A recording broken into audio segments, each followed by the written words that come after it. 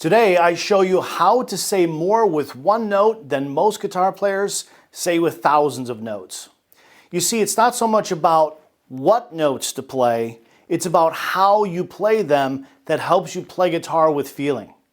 So first, I'll show you how playing guitar with emotion begins with phrasing, sustain, and vibrato.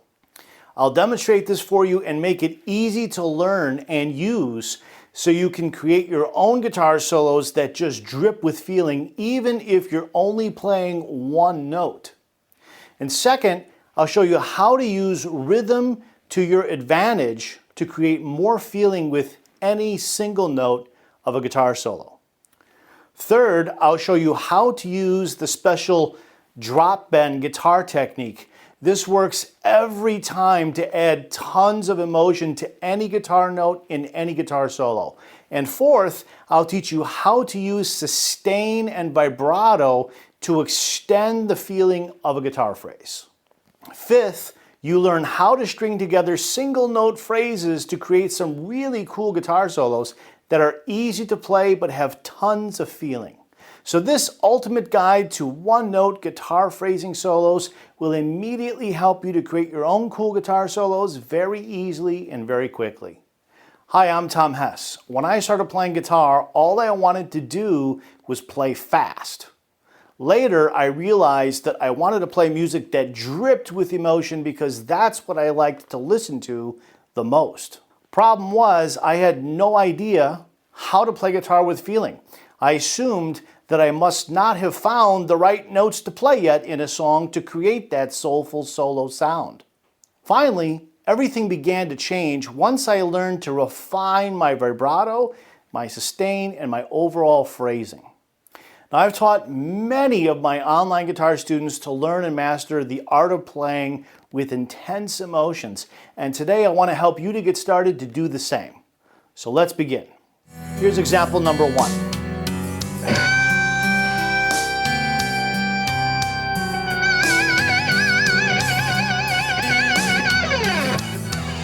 All right, so what we have there is a single note. I'm playing F sharp on the 2nd string, 19th fret, bending it up a half step to sound like G, and that half step bend is being sustained for 4 whole beats all across measure 1. And then it continues to sustain into measure 2. The first couple of beats there is the same note. So it's really about 6 beats or so. And then that half step bend, once we're in measure 2, so beats 5 and 6, I start descending the bend just a little bit, but I don't let the bend go all the way down. This part's important. So I'm not doing this. I'm not coming all the way back down to F sharp. So we're bending up a half step and then letting it sit there for a while. And then I'm going to come down maybe a quarter of the way, maybe a third of the way. It's not any particular measurement, but we don't come down all the way. It's not this. Okay? The reason why we don't want this in this particular example is because the note that's going to follow is going to be the F sharp note, which we're going to do heavy vibrato on. So what I'm looking for here, when I'm doing it, is I want to hear the G, then we want to hear the G kind of wilting away, and then we're going to play the F sharp, the unbent note. So we're just going to drop our bent note down. Okay, so again, you're bending up a half step to G, you hold G, hold G, hold G, hold the G, and then come down a little bit, and then drop straight down to the F sharp with no release of the bend, gradually in between. It's just a gradual, and then drop right down to F sharp, and then lay on the vibrato pretty thick. So coming down a little bit, then drop down.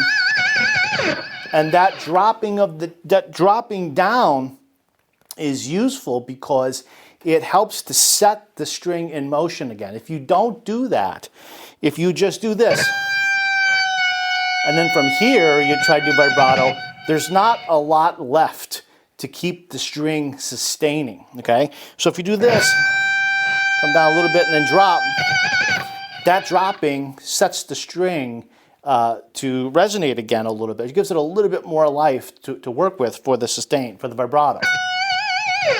So you don't have to re-articulate the note with the pick. I mean, you can do that.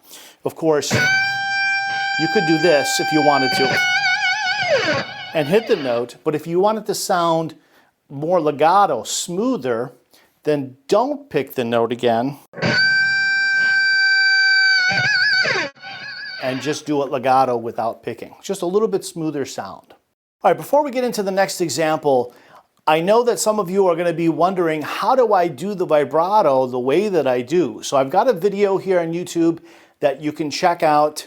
It's called Vibrato Guitar Lesson 10-Step How-To Guide. And you might want to check out my vibrato video for free here, just to get tips on how to get the vibrato to sound the way I get it to sound and make it sustain and sound cool. Here's example number 2.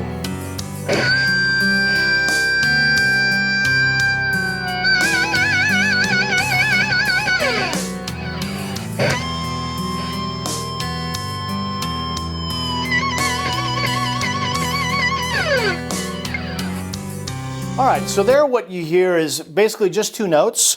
The same note we started with in example 1. We're playing F sharp, we're bending it up to sound like G. We're holding it out across the entire first measure, letting it sustain over the bar line into measure 2, so the first couple of beats of 2, then we're decreasing the bend a little bit like we talked about with example 1. And then we drop down immediately to F sharp when we're ready for that note in beat 3. We do the vibrato there, and that sustains over the bar line into measure 3. And then we just slide away, there's a little rest. And then when measure 4 comes, when the chord changes, we're going to go to the first string, 19th fret. That note is B. We're going to bend it up to C. We're going to do exactly the same thing. So this is going to sustain over, the first measure of this chord into the next measure. We're going to release it down a little bit, but not all the way. Then we're going to drop down to the B note, and then we're going to do some thick vibrato and let that sustain, keep that going, and then slide away. And it sounds really cool. So essentially, we've really only played 2 notes. So the first note, the F sharp, you can think of this as G. It technically is G right now. And then when we release it down, that's F sharp. You could look at that as 2 notes. I don't. I don't see that as 2 notes. I am aware that we're playing G and then F sharp, and if you count those, that's 2. I do know this, but I don't think about it that way. I think of this as one thing. It's really one note that's just being ornamented with the bend, with the vibrato, and then later with the slide. It's really just one thing. Okay, just like if you were singing and you sang one word or one syllable that way, it would be the same sort of thing. It's really one event, really. If you think about it that way, I think it helps to get the note to sustain and make it a little bit smoother. Same thing here. Really, it's just one note. It's B, just being bent up to C. And then we return where we started on B. Heavy, thick vibrato, slide away. So really, all of that, I look at it as really just 2 events. 2 events. So the F sharp going up to G and back down, the B going up to C and coming back down. So it sounds really cool, and this is 6 whole measures of music. That's 24 beats, and we're essentially really only doing 2 things. Example number 3.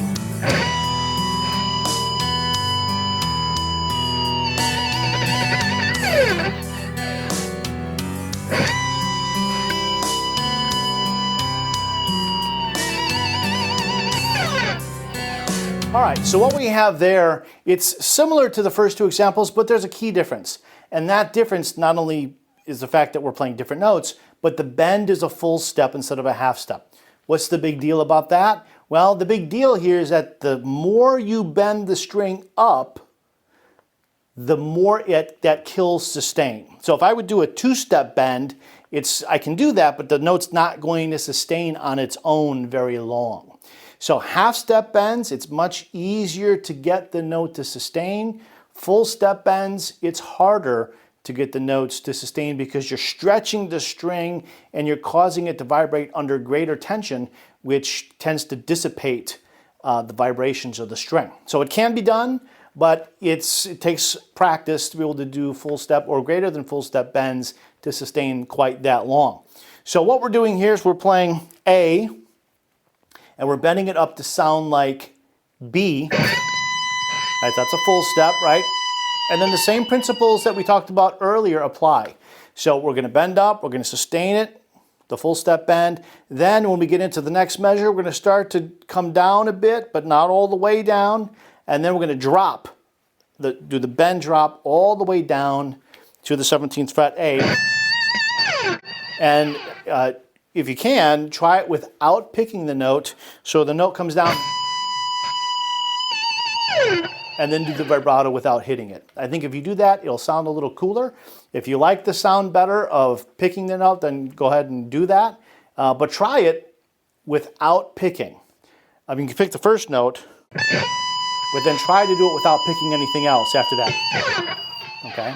And then we've got the repeat. It's the same notes again, just over a different chord. It sounds good over the C chord. It sounds good over the E minor chord. It's a really cool sound. Get a lot of emotion, a lot of feeling in these phrases simply by playing one note, sustaining them, dropping it down, doing the vibrato, hitting it hard, sliding away. One more thing that will help you learn and master all of this stuff faster is to check out my video titled How to Instantly Increase Your Guitar Sustain. So that video here on YouTube will help you to get these notes to last longer. Okay, there are specific things that I'm doing to make the notes sustain. That video will help you. Here's example number 4.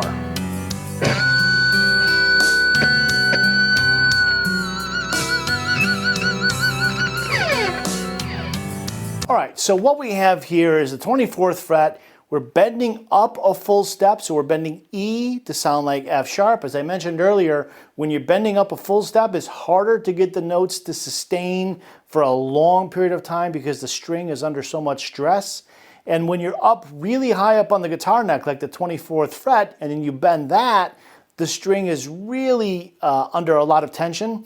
There's not a lot of string left to actually vibrate, so it's really difficult to get that note to sustain on its own without hitting it again with the pick for 6 whole beats at this tempo.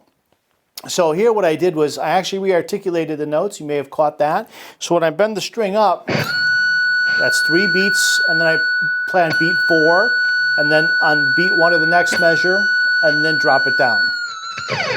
Okay, so it's like this. 1, 2, 3, 4, 1, 2, 3.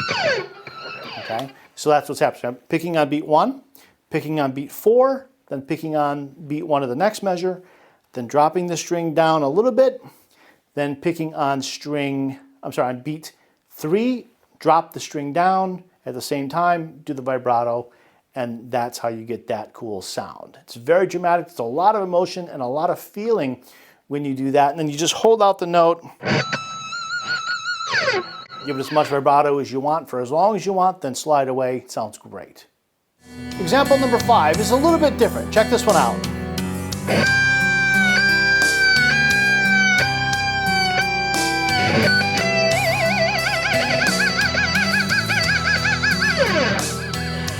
All right, so what we have there, it sounds like it's a bunch of notes, but it's really not. It's really just one note for almost 2 full measures, just being re-articulated. And then there are 3 notes at the very end. 2 of them are really short, not a big deal. So the first note here is we're playing F sharp. This is the 19th fret of the 2nd string. And we are basically either pre-bending it, called a ghost bend, where you're bending the string up before you hit it, and then release the bend. That's called a ghost bend. Or you can just simply bend really quickly. So we hear. But most of what you want to hear is the slow, gradual descending. We don't really want to hear a lot of the bend up. Okay, so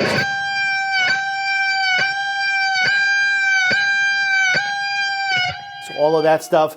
That rhythm there is a little bit syncopated. So we're playing on beat 1.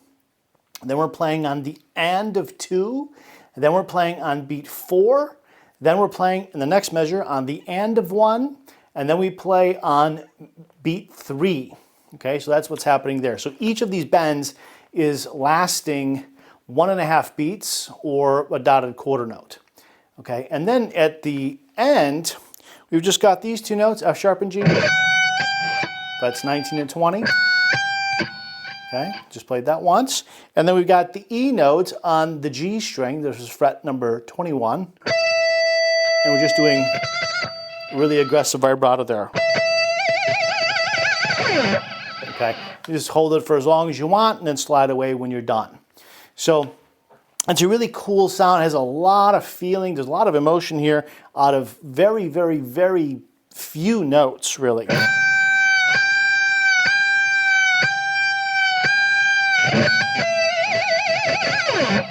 So it just drips with emotion. Sounds really, really cool. And it's pretty easy to play. It's not really hard at all.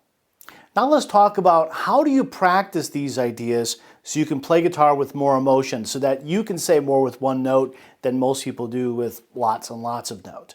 Okay? So the key to this guide to these one-note solo phrases here is there's two main things I want you to think about. The first is don't stop the sustain. Don't give up on it. And this is what many people do.